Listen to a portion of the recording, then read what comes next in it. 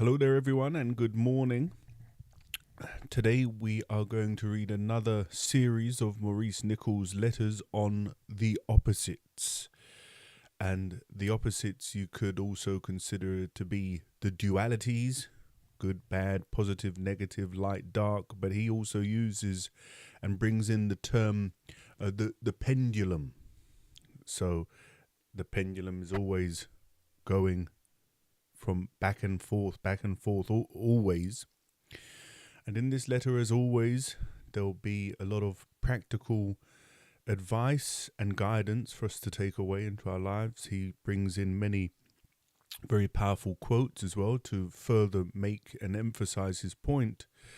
But ultimately, we learn in the law of the three that mainstream science recognizes the opposites, but not the third force. So that's something to keep in mind also. And as this is a longer reading made up of three letters, all on the opposites, I decided to read it live with you here this morning. So without further ado, as always, any questions, comments, get them in the live chat or in the comments, or if you feel that you need to tell me directly, then do consider sending me an email. But for now, from Birdlip, July the 27th, 1943, The Opposites, Part 1. Tonight we will speak about the law of the pendulum. By the law of the pendulum is meant the swinging of things between opposites. A pendulum swings from one side and then to the opposite side. We can see the law of the pendulum at work in nature, as in the change of the seasons from winter to summer and back again to and fro without ceasing, and in the movement of the tides and in the motion of the waves up and down and so on. We also have many pendulums in ourselves, for what is in the universe is in ourselves. We can observe that we have pendulums swinging between like and dislike, between desire and disgust, between happiness and dejection, between love and hate, affirmation and negation, certainty and doubt, and so on. These pendulums have different periods, that is, length of swing, and like clocks, some go faster, some go slower in the same time. That is, they swing faster or slower between opposite sides. Also, there is the period of our lives which swings between the opposite signs of birth and death. This is the period of life. We swing physically from birth to death. We do not, however, see the opposite swing. Many things are said in ancient literature about the opposites between which all things swing to and fro, as between checking or limiting forces. You must not think that when it is said that things swing to and fro, it means that there is no law governing it at all. It means that there are checking forces at work. Hello and good morning, Jordan. How are you today? And anyone else just coming in, arriving? We've just started, so you haven't missed much. He's just laying out the law of the pendulum.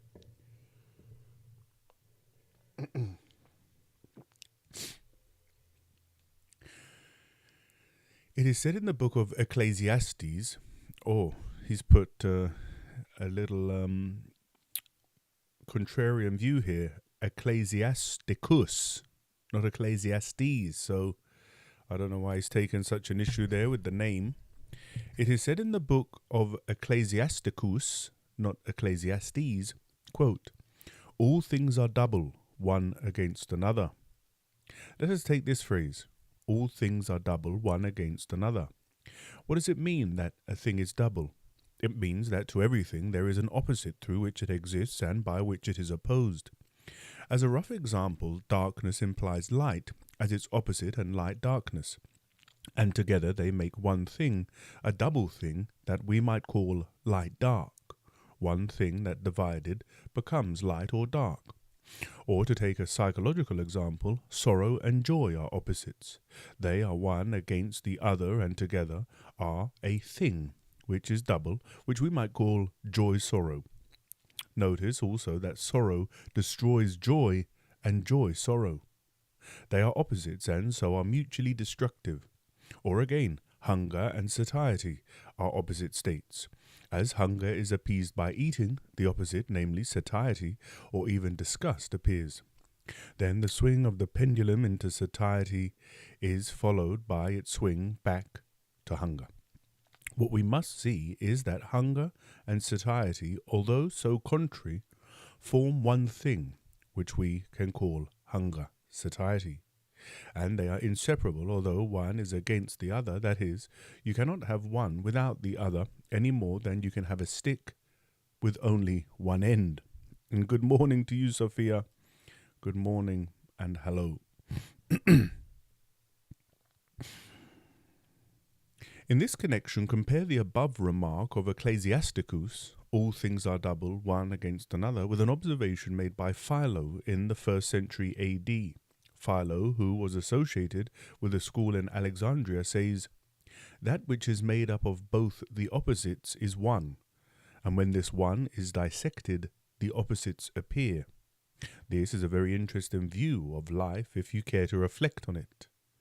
Let us take another ancient reference to the opposites, in this case from that strange piece of esoteric writing found in the 2nd book of Esdras, from the 3rd chapter onwards in the apocryphal Old Testament.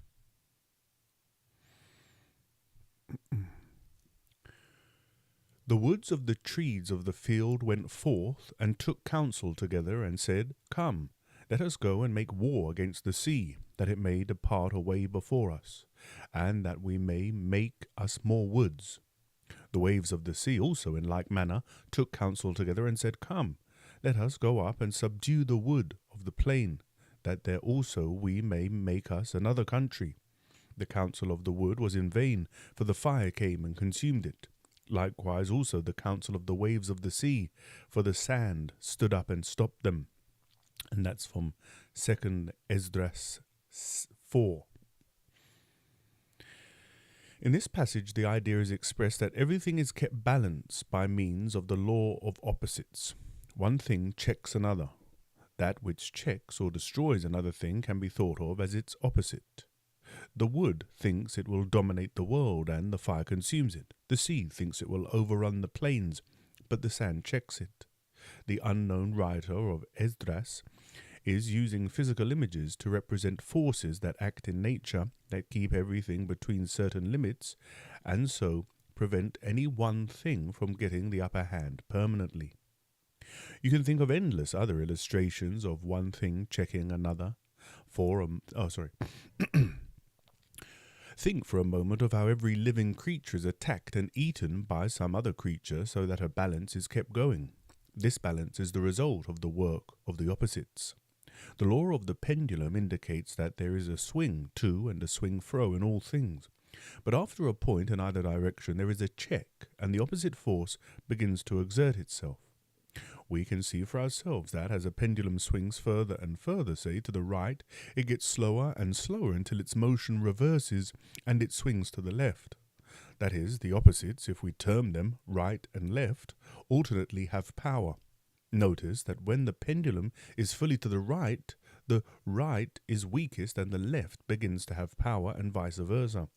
Sometimes you can see this expressed in psychological experience, as when a man is violently against something and takes an extreme attitude and suddenly swings to the opposite viewpoint. Many of the phenomena of sudden conversion belong to this pendulum swing. There is the case of Paul, who persecuted the early church with the utmost energy and hatred, and suddenly had an experience that turned him in the reverse direction. And just quickly, before I digress, we could easily argue also, couldn't we, that in national and global politics it's the case when across time there's these ebb and flows or pendulum swings, as Maurice Nicoll saying, and that people ultimately get fed up. The population get fed up of one side and think, I want to try something different, and hence we have the red and blue pendulum, if you like.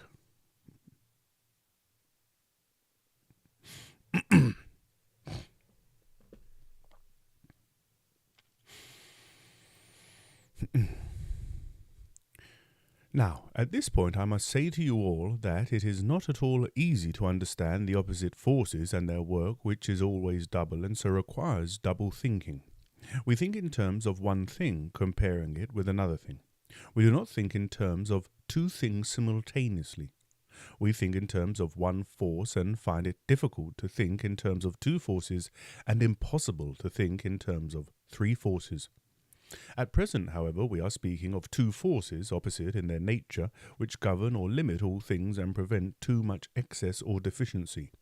All phenomena, all visible things, all events, all earthly life take place between opposite forces or opposite poles, now swinging this way and now that, so that war follows peace and peace war, and famine follows plenty and plenty famine, and so on. When we begin to realize this, we can understand that time is different at different times. On a small scale, we realize that if we have a good time today, we may have a bad time tomorrow. It is really the law of the pendulum. This idea is expressed in Ecclesiastes, so here he's referring to it as Ecclesiastes and not as Ecclesiasticus, so another quote from the Bible. To everything there is a season, and a time to every purpose under the heaven, a time to be born and a time to die, a time to plant and a time to pluck up that which is planted, a time to kill and a time to heal, a time to break down and a time to build up, a time to weep and a time to laugh, a time to mourn and a time to dance, a time to cast away stones and a time to gather stones together, a time to embrace and a time to refrain from embracing, a time to seek and a time to lose, a time to keep and a time to cast away, a time to rend and a time to sow, a time to keep silence and a time to speak, a time to love and a time to hate, a time for war and a time for peace. And that, I believe, is a very famous, oft-quoted quote from Ecclesiastes in the Bible. Notice that the opposites are mentioned throughout the above passage, and that the meaning is that in one part of time things go well and in another they go badly.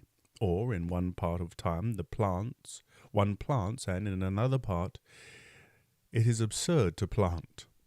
Just imagine if one should always plant and always be born, or always build up, or always weep, and so on.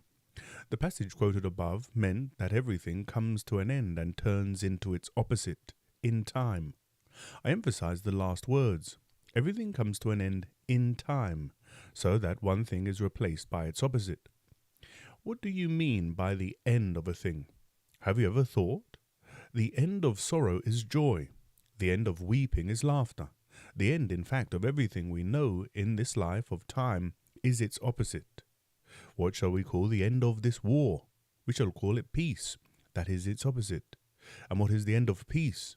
Why, it is surely once more war. And what is the end of pain? Is it not that relief from pain for which we have no exact word? It is very interesting to try to think of words that really express opposite states. And just very quickly, I won't digress too far, but in Plato's Phaedo, Socrates mentions right at the beginning of Plato's Phaedo about the opposites. He has his fetters removed, and so his discomfort goes to comfort, and he sort of waxes on how these things are connected in opposites, or the law of the pendulum, as Maurice Nicoll is stating here. So go listen to the first 5 minutes of Plato's Phaedo for another take. When we catch a glimpse of the idea that all life lies between opposites, we begin to realize what controls events, and also that life is controlled. We might at this stage say that everything is the result of two opposite forces that tend to counterbalance one another, and so to produce a balance in all things. We find an example of this in the physiological working of the body, where it seems as if health is the result of a balancing of opposite or antagonistic systems, chemical and otherwise. The ancient Greek physician Hippocrates, who lived in the 5th century BC, taught that health was a harmony or balance between different forces or elements, and illness the result of one or another becoming too strong. We might also think that the psychological health is of a similar nature, the result of two or more factors in balance. And again, you can look into Ayurveda or traditional Chinese medicine to no doubt go deeper into these concepts of balance within the human body and organism. In the ancient sacred temple of Delphi, 2 inscriptions were written for those to read who entered to consult the oracle. One was composed of the famous words, "Know thyself." The other, less known, was, "Nothing too much." This does not mean that it is too much in the sense that a man cannot do or give too much. The Greek does not bear such a meaning. The phrase means nothing in extremes. Notice the order of these 2 sayings. First, a man must know himself, and then he must not go to extremes. That is, once he knows himself and so knows what are extremes in himself.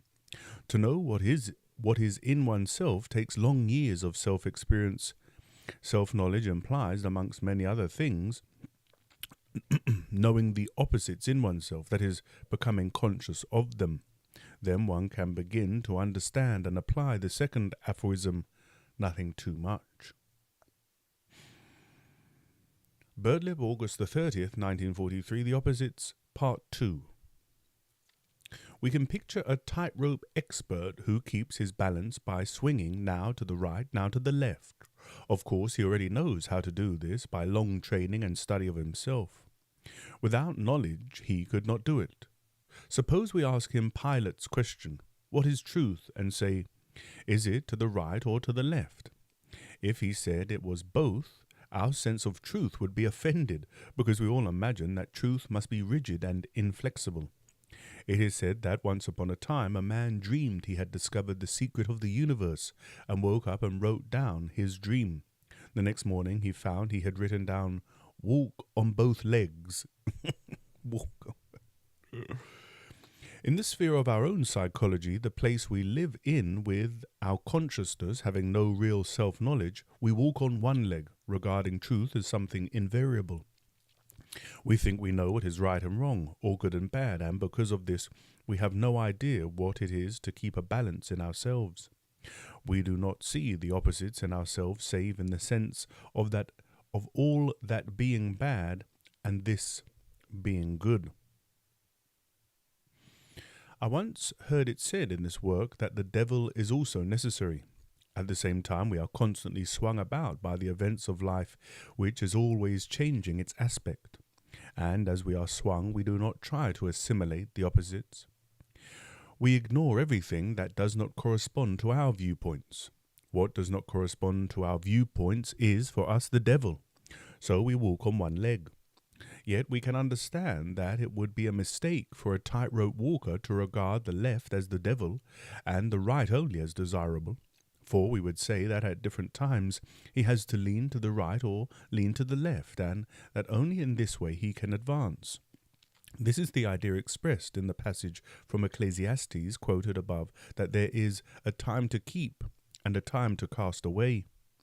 At one time a man should speak, and at another he should keep silence. What does this mean? It means that if people are looking for a rigid code of truth, if they regard truth as a rigid series of fixed rules, they will never find her. Nothing is the same in time. Time is change. Everything changes in time, and everything in time changes between the opposites. It is now one way, excuse me. It is now one way and now the opposite way. Everything in time is governed by the opposites and swings between them. This is the significance of the passage quoted from Ecclesiastes. Things that will go well at one moment will not go well at the next moment. There is a time for everything under the sun, and everything is excellent in its time. However, people expect things always to be the same, and when things do not correspond to what they wish, they are incapable of adjusting themselves and taking in impressions from that side of life that does not correspond to their viewpoints. I suppose that there is nothing more difficult for us to learn than that time is not the same. We want the same and expect the same, although we complain about it. Our inability to assimilate the opposite, to see, things from an adverse point of view, to be conscious on both sides of the pendulum, renders us liable to monotony. And this is deeply based on our general attitude to life that does not include the idea of the opposites. We insist on taking life in a one-sided way and regard everything that is contrary to our viewpoints as exceptional or unfortunate. The result is lack of flexibility. We lean to the right and refuse to lean to the left when occasion demands it. And hello there, Willem. Welcome and welcome. And another digression into Plato quickly. Plato uses this phrase that the world is coming to be. Nothing is. Everything's coming to be at every moment. And I think this ties in very nicely also with this, that many people, just another quick digression, maybe I should come off the text, page 6 if I remember. So I think, I don't know if Maurice Nicoll is going to come to this, but it's identification, isn't it? When we're sick, if we're identified with the sickness, then we're not realizing what it says in Ecclesiastes and what Maurice Nicoll is commenting on here, that we're not going to be sick forever. You know, when you're sick, you're ill, you've got a toothache, headache, sickness, vomiting. It's not forever, is it? It will pass. You might need to go to the doctors, get some medicine, but it will pass. And so when we can remain in a state of non-identification, we realize that I'm not identified with my state. It's just the body. It's the tooth that's aching. It's the head that's aching. It's the gut that is sick. It's not the whole of me. And you can find that place when you're ill or unwell. You may have discovered it. You may have sort of observed there's some space between the observing eye and the body that's sick. Whereas when you identify, you become the sick thing, the sick body, and necessarily the pain increases. So very interesting how we can take these ideas and apply them to many things, not just what Maurice Nicoll is saying. We can apply them elsewhere, if we can see.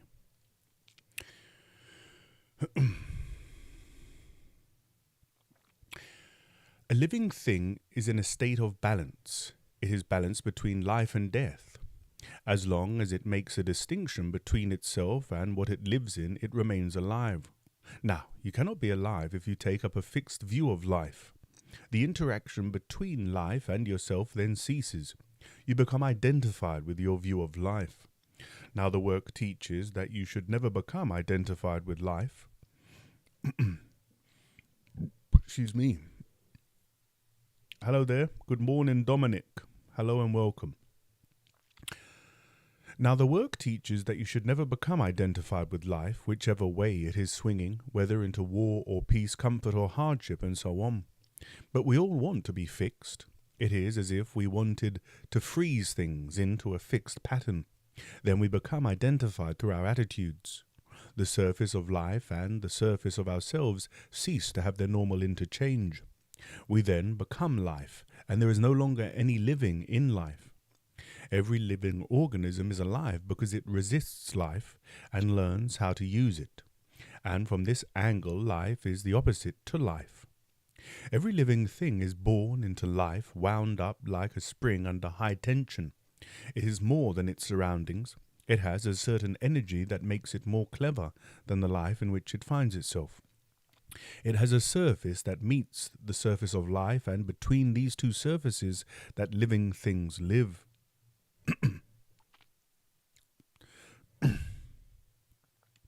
It lives by opposites in the sense that life is an antagonist to it.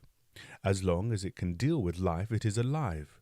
But in the case of man, who is far more complex than any other living creature, we must understand that he has a psychological surface apart from a physical one. His environment is not only a physical one, but a psychological one. Have you ever asked yourselves, what is your psychological environment?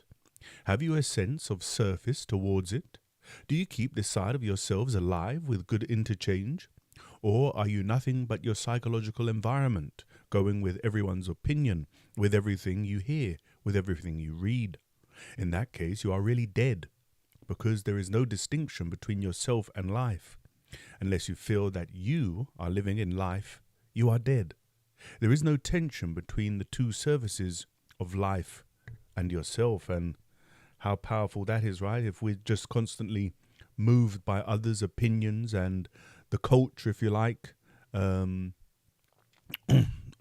culture and the mob, then Maurice Nicoll saying we're already dead. And of course, it's very difficult to be an independent thinker, to not have it firm and fixed, these ideas in our lives. But as Maurice Nicoll saying, nothing is fixed. Nothing is fixed and everything is coming to be. Some of you may have heard of the scientific idea of entropy. The idea is like this. Everything tends to become, let us say, at the same temperature. If you put a boiling kettle in the room, it will warm up the surroundings until everything is at the same temperature. Now, once life and death become, as it were, at the same temperature, you are dead. You can only work if you have a higher temperature than life, and man has in him ways of keeping himself at a higher temperature than life. The sense of the surface, whether intellectual, emotional, or physical, that separates you from the surface of external life is necessary. It is really another aspect of self-remembering. All things have an outline or surface that distinguishes them from life. We are all different shapes, animals, insects, plants, and so on, but every one of them has a particular shape that distinguishes it from what it lives in. They meet at their surfaces, the surface of life. Life seeks to devour them, and they seek to devour life. Every living creature having its own life given to it is capable of devouring external life, according to its own design. But I repeat, man is not merely a physical shape, but also a psychological shape, that is, a mental shape and an emotional shape, because out of all creation, man has a psychological destiny, apart from his physical destiny. However, we must come back to the point that is essential in the teaching of the opposites. We must realize that we live on this planet between the opposites. Our whole lives, ordinarily, we are governed by the law of the pendulum. We all swing to and fro. When you are in one opposite, you are unconscious of the other, and vice versa. You may have idle dreams of rising and rising, of progressing and progressing, of getting better and better, but all these are indeed idle dreams. You cannot escape from the opposites unless you know how to do so. You have to see both sides of yourselves and how one side helps the other side. This requires double thinking. One might even say it requires double consciousness. In other words, it requires self-knowledge. What do you think self-knowledge means? It means knowledge of all sides of yourself. What do you think self-consciousness means? It means being conscious of all sides of yourself. First, know thyself, then nothing in excess. What does excess mean? It means going too far to the right or to the left. But it means not only this. When you are too far to the right, you are in excess and must go to the left. Nothing is more painful than excessive goodness. For example, take people who are excessively kind. Does it not at once arouse the opposite in yourself, just as people who are excessively cruel? Naturally, all forms of vanity and pride, which form the false personality, enable us to think that we can do only good and that we should be regarded with admiration. But I am afraid that finding one's balance has nothing to do with pride or vanity. What is said in the strange reports of the Sermon on the Mount? Surely something is said about blessed are the poor in spirit. What does this mean? Have you ever thought how much your vanity and pride put you in the opposites? To be poor in spirit means not to identify with oneself. Now, supposing I only identify with what I think is the best side of myself, will I be poor in spirit? Will I then ever be able to walk on two legs? Will I ever be able to assimilate both sides of myself, both opposites in myself and in others and in life? When people say, "Thank God I am not as other men," Do you think they are one-sided? Certainly they have buffers which enable them not to see their contradictions, but if you can see both sides of yourself, what you call your good side and your bad, then you begin to be conscious in opposites at the same time. And this is where some strange secret lies that is spoken of so much in past esoteric literature, that there is a Sufi saying, all true life is the peace and harmony of contraries. Death is due to war between them. All true life is the peace and harmony of contraries. Death is due to war between them. And just before we get into the next section, part 3, is very helpful, isn't it? When we, again, I often reference to the wonderful letter from Maurice Nicoll, Thinking from Life and Thinking from the Work. And although this is speaking about the opposites, it really is an extension of that, isn't it? If we know the extension, in a sense, sleep and awakening, right? If we know that there is this balance, the law of the pendulum between sleep and awakening, and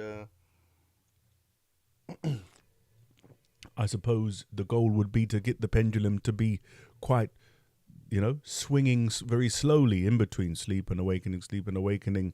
If we have some sort of alarm or some intense practice, then we may be like this. Whereas in normal life, when you first meet the work, it's a big swing to sleep, and then maybe a big swing to awakening, and back and forth. But just know, again, it's back to Plato, and it's even quoted here, isn't it? Know thyself and nothing in excess, and also everything is coming to be. And if we can hold these things in our mind, then there's no reason to suffer, is there? There's no reason to be upset. There's no reason to have a false expectation of how life should be, because you understand that the nature of life is this law of the pendulum, as Maurice Nicoll is telling us. But let's continue. From Birdlip, September the 2nd, 1943, The Opposites, Part 3. In the esoteric Greek thinking, when one opposite encroached on another, a state of injustice was said to exist. Justice or righteousness was regarded as a state of balance. You know how often the word righteousness is used in the Gospels, as for instance when it is said, "Except your righteousness exceed the righteousness of the scribes and Pharisees, ye shall in no wise enter the kingdom of heaven," from Matthew 5. The Greek word for righteousness, dike, is the original teaching of being upright, and so between the opposites. The just or righteous man, both of the New Testament and of the Socratic teaching 4 centuries earlier, and of the teaching of Pythagoras as early as the 6th century BC, is the upright man, the man who stands balanced between the opposites and is neither of them. This is a very difficult idea to understand, but the idea of the just man was directly derived from the ancient teaching about the opposites. A one-sided man could not be a just man. A fanatic, a bigoted or scrupulous man could not be just, nor could a man who lived in some small part of himself be just. To be righteous, to be just, to be balanced. Do not misuse this word balanced, imagining that perhaps because you do not feel things so strongly as others, you are more balanced. To be balanced is not to be stupid, but to be alive to every side of existence. In speaking of the idea of the just or balanced man, we can use the conception of the development of all the centers where it is said that a one-sided man cannot be balanced. But here we are speaking of justice or balanced from the angle of the pendulum and the law of opposites, and cannot bring in the centers save to this extent. One center may sometimes appear to act as the opposite of another, and again in each center there are different pendulums swinging at different rates. As was said before, when one opposite encroached on another, a state of injustice was said to exist. This is constantly happening in ourselves and in life around us now, and in history. Take history. Is it a steady line of progress, or is it a swinging to and fro and a continual encroachment of one nation on another? Once the Egyptians were powerful, then the Jews, then the Greeks, then the Romans, then the Goths, the Arabs, and so on. All this is to and fro swinging, not a line. And it is the same in the case of one's own life, of which one gets a not very clear impression, or take one's thought. Has it not continually swung to and fro? Has not doubt encroached on assertion, and so on? Or take your emotional life. If you remember it, is it a steady line, or can you say, for instance, that some emotions have encroached on others and are doing so? What is it we have to keep steady? And just quickly go back to the other page here about this take on history. Is it a steady line of progress, or a swinging to and fro and continual encroachment of one nation on another? And there's a wonderful book. He's becoming a bit popular now at the moment. Ray Dalio, his name is. I think 4 or 5 years ago, he wrote a book, The Changing World Order, Why Nations Succeed and Fail, or Rise and Fall, something like this. And he documents this in the Western world over the last sort of 500 years. And he's saying that we're in one of these, ebbs and flows at the moment, which is why the national stage and the geopolitical stage, it feels so tense, because we're in one of these ebbs and flows. And again, let me just maybe go full screen again. We're back to page 9 when we come back, if I remember. So if you read that, there's 2 sets of books, just very quickly, about this, the Egyptians, the Jews, the Greeks, the Romans, the Goths, and the Arabs. And Ray Dalio sets out the Dutch, the British, the American, and then we don't know. But there's 2 sets of books. One is Ray Dalio's The Changing World Order, and another is a concept called the Fourth Turning. And the Fourth Turning speaks about smaller cycles, speaks about the saeculum, the Greek phrase the saeculum, like a long human life, 70 or 100 years, and how generational theory, it changes things, of course. It's essential, isn't it? When you're a little child, you care about different things to when you're in your midlife. And when you're in the winter of your life, and you know your life is coming to an end, you're focused on different things than when you're in your prime. It's the seasons of life, you could say. But when you know the knowledge contained in both of these books, if you've read, there's 2 Fourth Turning books, one published in 1997, The Fourth Turning, one published just a year or 2 ago, The Fourth Turning is Here, and Ray Dalio's book, then you're not identified with things being the same. Because most people they haven't read these books, they don't know about the changing cycles of history, and so they want it to be the same. Why are things changing? Why is everything different now? Whereas if you know the knowledge, then you're not identified, and you just say, oh, look, the order's changing. And if you're not, if you're identified with an order remaining in place, that's where the pain comes. And of course, this is why we're interested in these Gurdjieff ideas, because they help us to think in a new way and not be identified. But sorry for the digressions. Now, ancient teaching saw the world as kept between the opposites, not in a single line of progress, but in a swinging movement. One opposite encroached on another and was overcome, and in turn encroached upon. It is like a continual raiding of one camp on another. In this continual strife, everything was contained. In this tension of opposing forces, life manifested itself. To pray for the end of this tension and strife is to pray for death, as one Greek said it. It is best to think of the opposites as forces having opposite signs, not as things. A thing may conduct one or another force. We know that behind visible matter, in the regime of the atom, only 2 forces are met with, positive and negative to begin with. They are opposites. It is very strange to think that this is so. Matter is built up of primary opposite forces. Do you see what I mean? The word appears out of a tension that is sometimes harmonized. The primary opposites were called by an ancient Mediterranean school love and hate, or attraction and repulsion. What was meant was that there is a force that unites and an opposite force that separates, and that these two forces lie behind all things. When love or desire for union is uppermost, all things tend to come together, and creation appears. When hate and strife predominate, all things break up and vanish. This school taught that the universe comes together and breaks up in a vast time cycle or pendulum swing. The pendulum swing is only a cycle seen, as it were, sideways. This idea of things coming together in the cosmic creation and sundering into chaos is also found in ancient Eastern schools. For example, Brahma is said to breathe out and then breathe in the universe.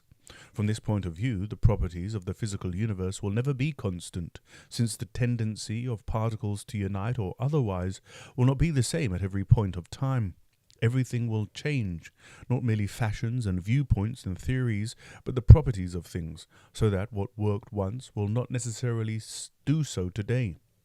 Seen in this light, science will be always rediscovering itself and recasting its ideas.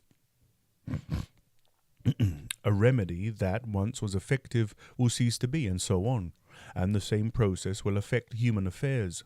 As love cosmically gains the upper hand, people will unite. As hate grows, they will separate and be scattered. This view is really the same as that expressed in Ecclesiastes, where it is said that there is a time for gathering and a time for scattering, etc. Only it is expressed in terms of a vast pendulum swing, and not in terms of lesser and even little pendulums. In both statements, what is meant is that the tendencies of things are not the same at different times. Consider for a moment our position today. What is the tendency of things? Do you see any tendency? At least we can say that the tendency of things today is not the same as that of a century ago. If you look at a pendulum swinging against the wall, you will see that it covers the same ground, to and fro. Any point at which this may be in a forward or reverse direction. That is, things may be at the same point as before, but moving in the reverse direction. In studying the swing of the pendulum in ourselves, we notice we come to the same points, but that often the tendency is different. Things are the same, but moving in another direction. We are, say, irritable and becoming pleasant, or pleasant and growing irritable. The work teaches that we are most unconscious, most asleep, when any pendulum in us is passing the midpoint. Here it is moving fastest. So we live, as it were, in extremes at either end of the pendulum swing, and do not know what lies in the middle. We swing, as I have heard it said, between red and green, blue and yellow, but cannot see the white light in the centre, which is a combination of all colours.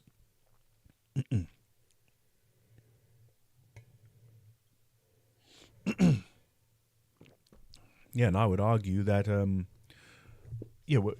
Maurice Nicoll is saying when the pendulum stops, that's death. But surely when the pendulum is swinging with less force and energy, it's less violent. But anyway, we can maybe discuss that at the end, or consider it, what it means for the pendulum to slow or stop. But here is his diagram of the colours. Between red and green lies white. And so let's continue. If we could retain full consciousness and memory right through the swing, we would not only remember the two opposite states at each end, but would begin to catch sight of a third factor which lies in the middle. But how consciousness works with too slow an energy ordinarily, of this we will speak at another time. At present, it can be said that we should try to see pendulums in ourselves and in life, and try not to identify with the two ends of the swing. Our moods are all hung onto pendulums. We should not trust them. We should not trust our moods. Unfortunately, we identify with them. We take them as ourselves. We say, I feel, I think, and so on. We forget that real I is in the centre of the pendulum swing. There we go. That's what I was looking for. Maurice Nicoll has said it, real I. is in the center. We forget that real I is in the center of the pendulum swing, and we allow ourselves to swing between excitement and dejection, between enthusiasm and depression, between overvaluation and undervaluation, between conceit and humility, and so on, endlessly. In all this, there is no center of gravity. Remember that by identifying with one side of the swing, you will be under the power of the other side when it takes charge, and you will see no connection. Why? One says they cannot be connected because they are opposite. That is exactly why they are, and this is what they are talking of. This is what we are talking of in these papers. Yeah, this is a very, very powerful teaching for life. And again, it's just one series of letters within the work of the commentaries of Maurice Nicoll within the fourth way. So it's so powerful if we begin to think from the work. But I have to be careful not to become a parrot, repeating myself ad nauseum, telling people, like a parrot, think from the work, think from the work. And that's just by association made me think of, I'm going to go back, think from the work, that's what I should just do. But it made me think, Aldous Huxley's famous novel is Brave New World. But he also has a sequel to that, which he wrote later in his life, when you could argue his being had grew and developed, called The Island. I don't know if you've ever read The Island, but it's a wonderful book.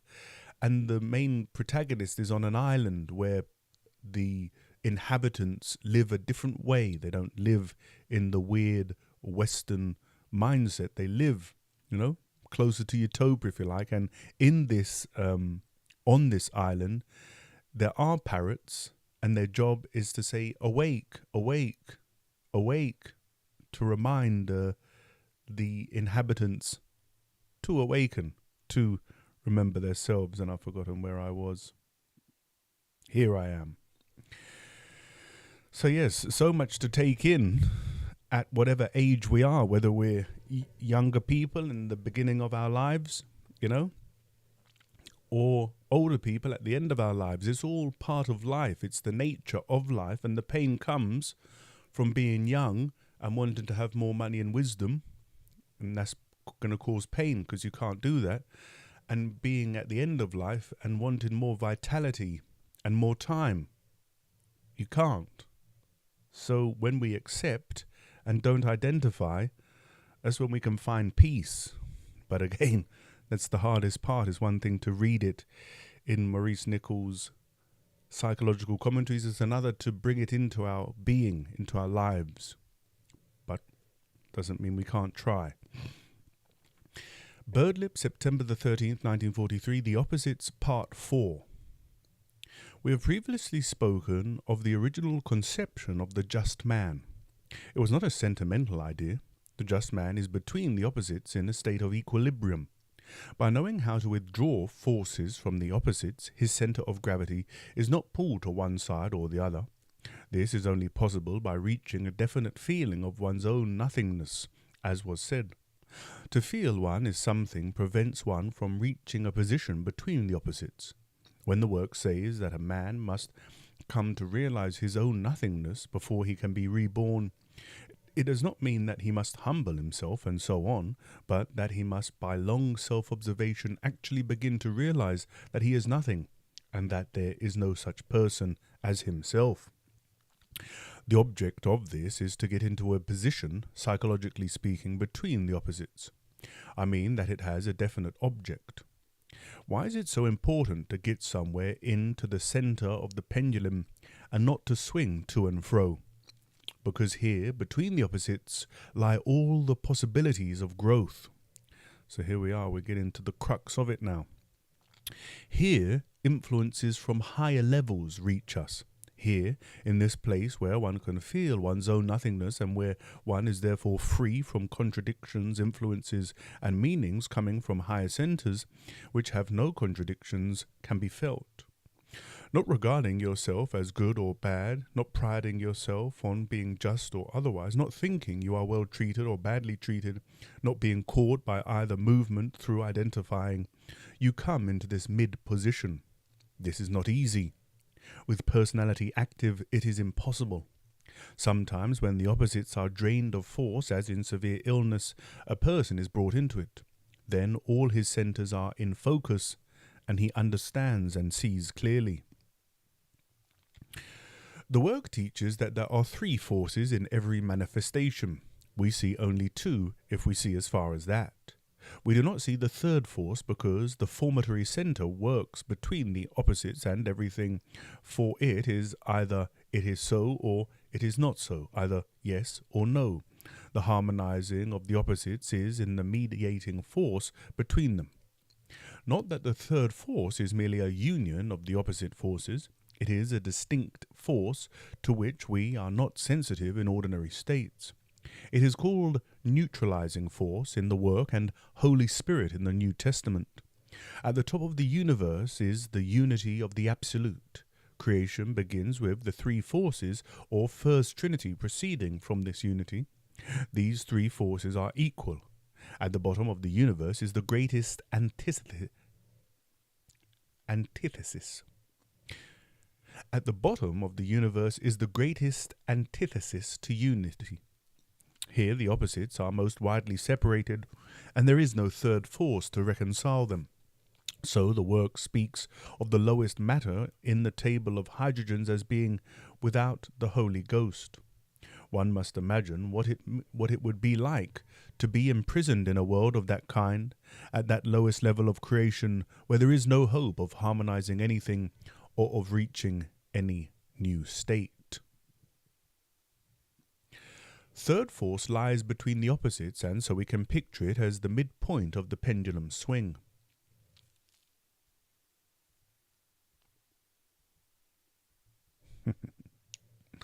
Hey there, Willem. Thanks for your comment, and we'll get into that at the end. And anyone else, if you have any, obviously, I imagine you're listening and reading along, so it might not be easy to type. But we have 5 pages to go, and then we can have a discussion after if you have some interesting observations or things to share or ask.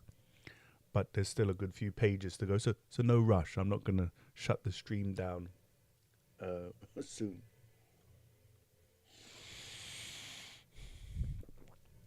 Third force lies between the opposites, and so we can picture it as the midpoint of the pendulum swing. If you take the feeling of I out of both sides of the pendulum, then you do not feel yourself through the opposites, and the feeling of I moves to the center, into nothingness, or if you prefer, into not somethingness. Not somethingness. Here in the middle is the place or state where real I is.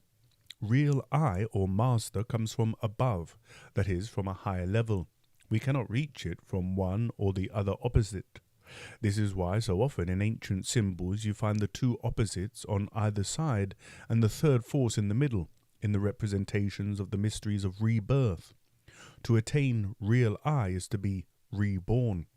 For example, there is Christ on the cross between the 2 thieves, or in the close rival to early Christianity, the religion of Mithra, you find the bull being slain between the 2 opposites. Those of you who have looked at the Liber Matus or Mutus will remember the 2 animals on either side and the rays of light descending between them. An ancient and very simple device found on seals was the sun rising between 2 hills. The opposites are thieves because what you build on one is undermined by the other, or to put it differently, joy leads to sorrow. But whatever is built in the center cannot be taken from you. Let us take understanding as an example. If you really understand something, if you have seen the truth of it yourself, it is in the middle and stands in the 3rd force.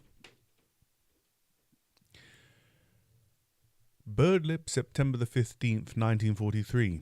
The Opposites. 3rd Force. Part 5. Tonight we speak of the 3rd force, As was said, the work teaches that there are three forces in all manifestations, in all events, in all created things, and they are called active, passive, and neutralizing, or first, second, and third forces. The concept of third force is not yet known to science in any distinct way, save that to the positively and negatively charged particles of the atom there has been added the neutron. Science was primarily built up on the concept of two forces, that is, on action and reaction. This is in accordance with our usual way of thinking, according to the formatory centre, which cannot see third force. It cannot comprehend it, and so a new mind is necessary, a new way of thinking. Action and reaction we can all understand. Cause and effect you can see more or less. You knock a passive table and it resists you. Your toe is active and the table is passive, and you get hurt. But the conception of third force is far more difficult to understand. Yet it is at work amongst us all, and it sometimes takes the form of what seem miracles, as synchronicity, or the same kinds of things happening together, which we call coincidences. Now I want to call your attention to the word used by the work to designate this not seen and not acknowledged third force. Why is it called neutralizing force? Let us take this point first of all. The term obviously contains the idea of neuter. What does neuter mean? Neuter means, in the dictionary sense, simply neither, from Latin ne uter. Of gender, neuter means neither male or female. Of a verb, it means neither active nor passive, and so intransitive, that is, not passing into a definite object. In general, it means belonging to neither of two specified contraries or defined states. From neuter comes neutral. Neutral means politically to remain between two opposing parties. In chemistry, a neutral salt is neither acid nor alkaline. Militarily, to be neutral means to assist neither one side nor the other, and so to remain in a state of relative independence and freedom. In the sphere of electricity, it means having neither a positive nor a negative charge. In mechanics, it means a point where different forces are in equilibrium. Again, neutrality means the condition of being inclined neither way, the absence of extreme views, abstention from taking a one-sided viewpoint, etc. Now let us pass from neuter and neutrality to the verb neutralizing. To neutralize in the dictionary sense means to render neither active nor passive, to counterbalance, to render ineffective by means of an opposite force, to produce equilibrium. The above dictionary definitions only partly give the real meaning in which the term neutralizing force is used in the work. This is not surprising because the terms and conceptions and ideas of this work are not to be found in any dictionary. At the same time, many work terms have reference to terms in ordinary usage. There is a correspondence. When the work calls third force the neutralizing force, it means that its nature is such that it is neither active nor passive force and is quite distinct from them. So it is neuter in the dictionary meaning of the word, that is neither, but though neither, it is something. Also, when the dictionary says that to neutralize means to counterbalance, to render ineffective by means of an opposite force, this is correct in a work sense because sometimes the first effect of neutralizing force appears in an increase of either active or passive force so as to preserve an equilibrium. But neutralizing or third force is a separate and distinct force originating from the first trinity or triad of forces, which create the first order of worlds at the note C in the ray of creation and give rise to all subsequent levels of creation by reduplication. In the first order of created worlds, three forces and no more act, and they reflect the will of the Absolute. But in three forms, and they reflect the will of the Absolute, but in three forms. In the second order of worlds, six forces, that is, two triads, act, and so on until, at the level of our far down earth, 48 forces, that is, 16 triads, act, far removed from the will of the Absolute, and so mechanical by comparison. For it is the interaction and crisscrossing of all these forces that produce both the complications and the mechanical limitations of our existence in this extremity of the universe. No freedom down here is possible, whatever social laws are made, because of these forces or laws. To speak of freedom is impossible, but a man in himself, by work on himself, can pass under fewer laws.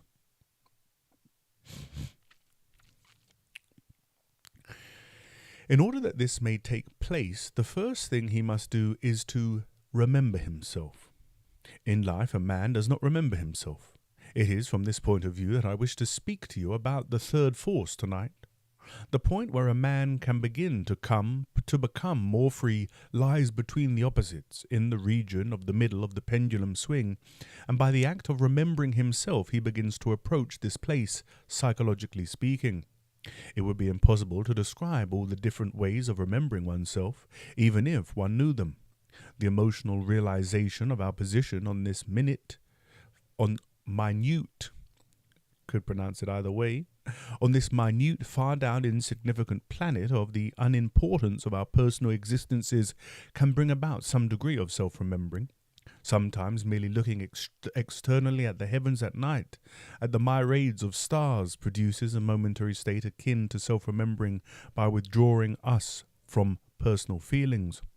Everything that takes force from personality may bring about a trace of self-remembering.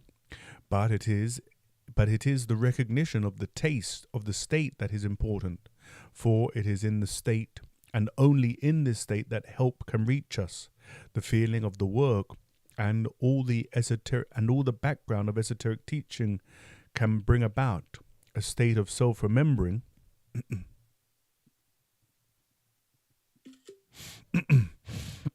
and it is to the development of the mental and emotional evaluation of the work that the power of self-remembering eventually belongs, apart from transient forms induced by more or less by accident. And I took a screenshot of that section there. You might have heard the boom boom, because in my new writing project I have a chapter on natural and intentional awakening, and what Maurice Nicoll has just laid out there, right?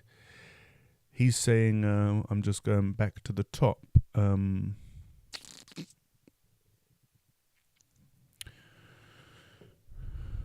Self-remembering eventually belongs apart from transient forms induced more or less by accident. So he's saying by accident, but I would maybe use the term natural moments of self-remembering. And then he gives a few examples, doesn't he? Where are these examples? I've lost them.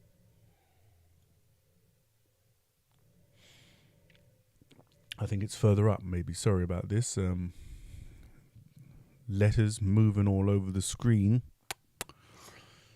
I'm sure I read about the stars. Oh, yeah. Oh, yeah. Sometimes merely looking externally at the heavens at night, at the myriads of stars, produces a momentary state akin to self-remembering by withdrawing us from personal feelings. So that's an example of self-remembering, a natural that just comes from nature, from life. We don't have to intentionally activate it. It just comes to us.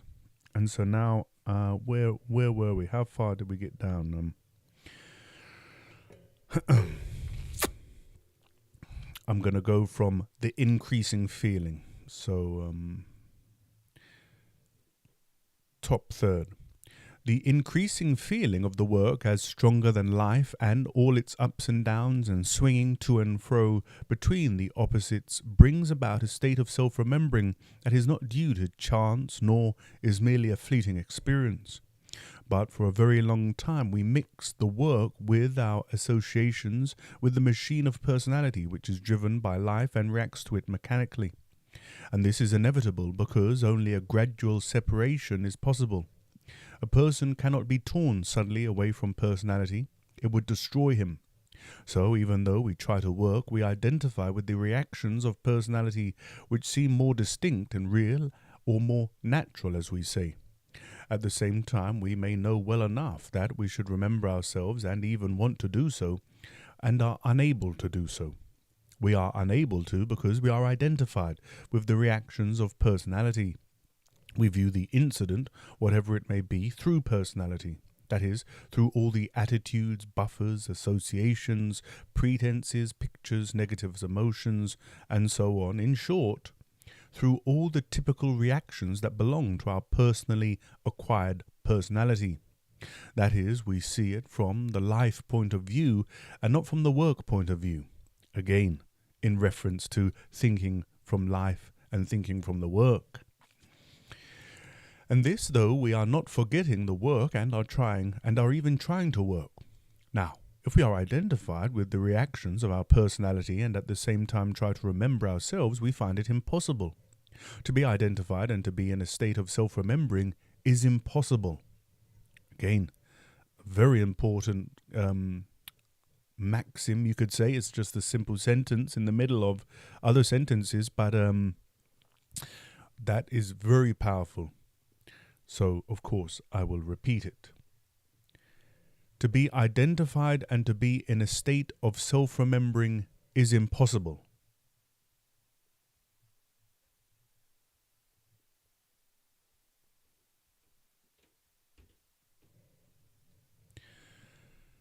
To be identified and to be in a state of self-remembering is impossible. It is not merely that the taste of each is contradictory, it is rather that the two states are incompatible. The more identified we are, the more we are in life under the mechanical laws of this planet. The more we are in a state of self-remembering, the more we are under conscious influences.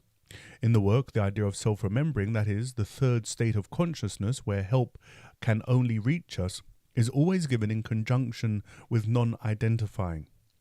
The work as third force reaches us only when we are relatively awake, that is, in some degree of self-remembering. The original idea of prayer was to put us in a state of self-remembering, to let go our troubles, or, as it were, to ask for help and acknowledge our powerlessness to do. But prayer in this case is very difficult. To pray mechanically or violently or tragically or out of duty or piously cannot give results. Interest in different states of prayer there. Cannot give results. Prayer can only be answered when all three centers cooperate. And the three centers can only cooperate when they are in focus, and this is when we are somewhere in the middle of the pendulum swing and not one-sided. The art of self-remembering is an attempt to put us somewhere in the middle of this swing. Being in the middle is to be in the state of self-remembering. Working on being identified is separating oneself so that one is not swung from one side to the other side. It can be said that self-remembering is striving to be in third force and that non-identifying is striving not to be in the two opposite forces. When we try to act from one side or the other side of the pendulum, as when we say in life, this is too much. That is, when we act from identifying, we cannot expect anything more than the usual action-reaction work of the opposites. I hit you, then you hit me, then I hit you, and so on endlessly. For a longer or shorter period I triumph, then by the mechanical swing of things you triumph, and so on. Now you are first, now I am first, now I am on top. Now you are on top. This is life, swinging between the opposites. This is going up the hill and then tumbling down. In all this play of opposites there is no solution. That is why life is called in the work insoluble. You have only the satisfaction of the opposites, which are thieves. Take, for instance, jealousy and its unpleasant triumphs. This satisfaction, as say of triumphing over your enemy, is transient. If, however, you work on your mechanical reactions, you begin to escape from this two-cylinder engine of life in which one piston is always moving up and the other down, and vice versa. When you feel the strange force of the work, you begin to understand that you cannot solve difficulties by any one-sided and so violent action. But this takes much time and labor to realize. To reach anything like solutions, we have to learn how to move in one direction a short way, but then move in the opposite direction a short way until you get into the middle. What I was saying earlier about the slowing down of the pendulum. This is very difficult, but by this method you can reach third force, in which both good and truth lie, that is, the real meaning, and so the solution. Now I want to add only one thing tonight. It is about inner silence. And so now we come to the end, so any comments or questions, get them in. Inner silence. In working on yourself and noticing how the swings of the pendulum go in yourself, and how now you think or feel this and now you think or feel the opposite, and in not identifying with either side so far as possible at one's present stage, there is something called in the work inner silence. Different eyes ranged along the orbit of the swing wish to say now this and now that as the light of consciousness touches them and wakes them to the momentary life. To a limited extent, one may permit them to speak, provided one has a distinct idea that neither side is right. Inner silence means being silent in oneself. It means not taking sides in yourself and so being silent. This is impossible if you identify with every I or T. You may let talk take place on one side or the other, but you observe it and are in yourself silent. This paper is about teaching the middle of the pendulum where third force can touch us. The object of self-remembering is to reach this place, which is neither one nor the other of the opposites, but a new experience, and so a new consciousness and understanding. All identifying belongs to the opposites. So it's funny, isn't it, that last paragraph there, which I'm of course going to repeat as I reshift myself, and sorry about that loud bang. In essence, this last paragraph here that we have, let me move it up so we can all see it so clearly. This is the whole of those 16 pages sort of summarized in one paragraph, but of course we wouldn't be satisfied, would we, if I just came on and read this bit for 2 minutes and then said it's all there. You know, find the meaning in this paragraph. No, we want Maurice Nicoll. We want a commentary.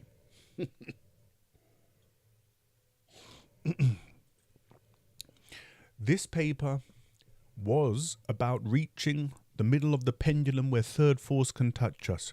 The object of self-remembering is to reach this place, which is neither one nor the other of the opposites, but a new experience, and so a new consciousness and understanding.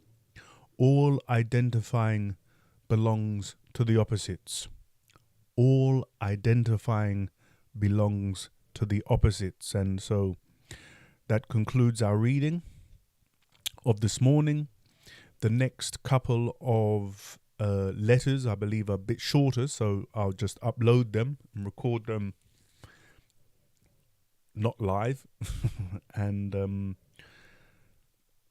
so yeah, I mean, so powerful, so powerful to help us. He says there towards the end, there's no solution. Life is insoluble. You can't solve it, but by thinking from the work, by understanding, by consciousness, we can sort of navigate it with a smile, maybe, with understanding, without being affected by the mechanical forces of other people, of the heavens, of whatever you might call the forces.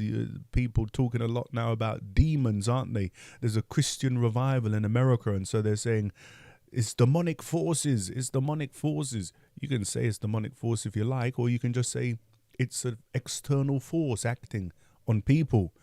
And so that's an essay on the opposites, duality, pendulums, all these things. And we have a comment from Willem, so I'll read that. And if, get your comments, questions, observations, even your feelings. If it made you feel some way, this reading, share that too. There's no harm in sharing our feelings also. But Willem says, Nisargadatta, a Hindu sage, I would imagine, or perhaps a Buddhist sage, forgive me. Who was Nisargadatta? Willem, who says, knowing you are nothing is wisdom, knowing you are everything is love, and between the two your life is taking place. That's quite beautiful, that that statement, and it really does encapsulate everything that we've been reading about there in that letter. So thanks for sharing that, Willem. It's very pertinent and appropriate for what we've just read. And yes, I'll wait a few moments for any comments or questions. Otherwise, I'll say good night, or even good day, as it's only 8:20 in the UK. We won't be going back to bed yet. Stephen Lance says, good morning. I'm always late, but listening. And I mean, this is a super valuable essay, Stephen. I very much enjoyed it. And again, sometimes I wish, like, we only have so much time, don't we? There's probably 5 or 6 different sections in there that I wish I could make a video about, but that takes effort, and there is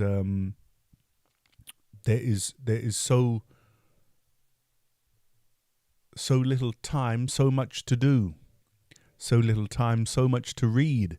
We have to sacrifice all the other books by choosing one book, right?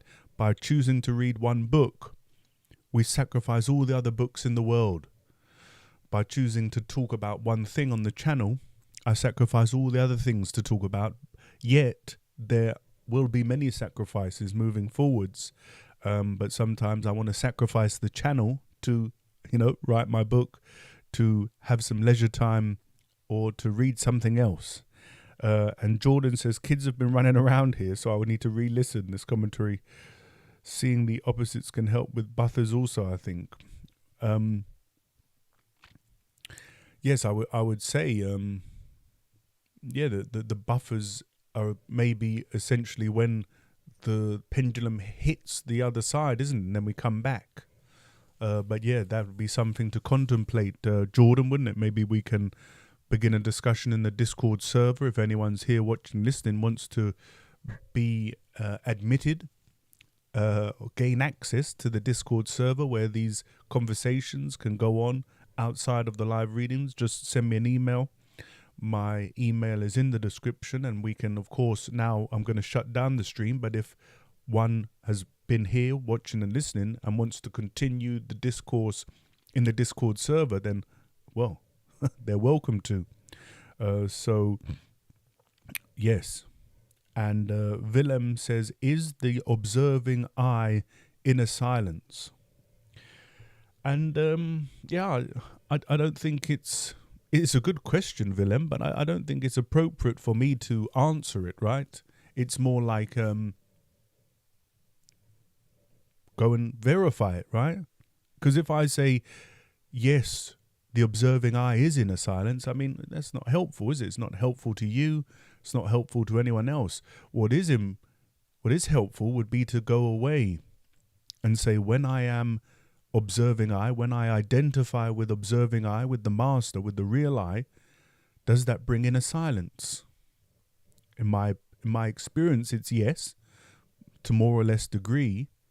But again, that's not helpful. You have to verify self-observation, self-remembering. Try and create the separation to begin with, see the pendulum swinging away. And by taking a step back, find the third force in the middle of the pendulum.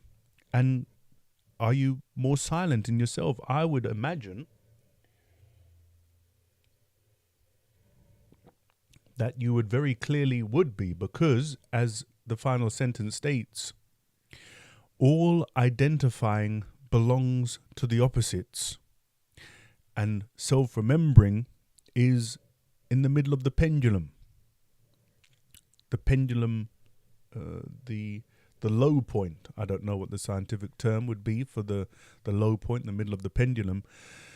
But in all of this work, in all of this, our inner life, he says earlier on, doesn't he, Maurice Nicoll, about we have our physical environment, but also our psychological environment and our emotional environment. And I often reference to Gurdjieff's analogy of man as hackney carriage in the final chapter of Beelzebub. but I say it all the time.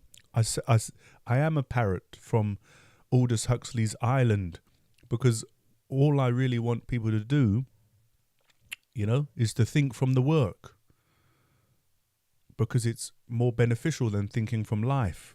And that's why I say go and listen to Maurice Nicoll's lecture on from life and think from the work. And it's why I always say learn more about Gurdjieff's analogy of man as a hackney carriage, because when you see your emotions as a battered, neglected horse, then it's more true. It's real. It's a good perspective to have. When you see the driver, the intellectual center, as a pompous, man with a giant chrysanthemum and a big hat that he's stolen, and he thinks he knows everything, and he's always talking about all the latest theories, that's the formatory apparatus. That is the intellectual center. And so, and then you see the master that's always present but never driving, never in control. All the eyes are constantly coming in, taking the whole hackney carriage wherever they want. They don't care about it. They have no care for the horse, for the driver, for the actual carriage itself. They don't care. They just use it as a fare. Whereas the master is the owner, but he's never there. He's never present. And this is observing eye. So long way of digression to answer your question, but again, Willem, in all of this, I'm never going to say, oh, this is it or that's it. I'm not going to say a definitive answer, because who cares about my definitive answer? It's like we have to observe. But everyone's in awe of Maurice Nicoll's commentaries, which I'm very happy about. I am too. And I mean, I don't know, I just think,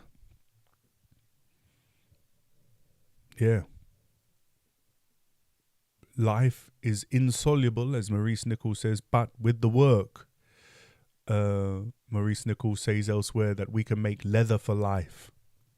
The work gives us leather for life, and when you acquire the leather, you can choose to put it over life.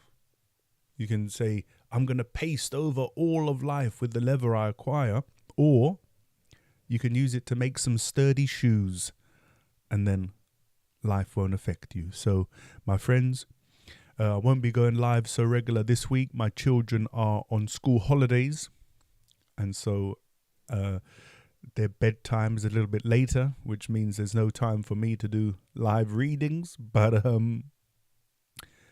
I'll be uploading some videos for you, and we'll be back soon enough and continue the regular schedule, maybe increase the regular schedule. If you enjoy these live readings, let me know.